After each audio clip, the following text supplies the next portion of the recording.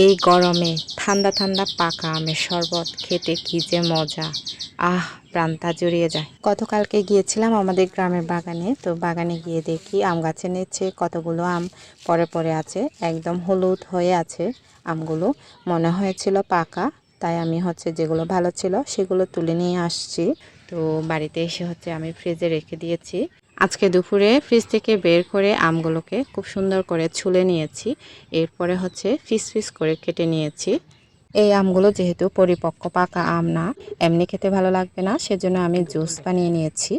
এখানে আমি ইউজ করেছি একটু লবণ, তারপর 2 চামচ চিনি। তো এরপরে একটু পানি দিয়ে তারপর ব্লেন্ড করে নিয়েছি খুব সুন্দর মতো।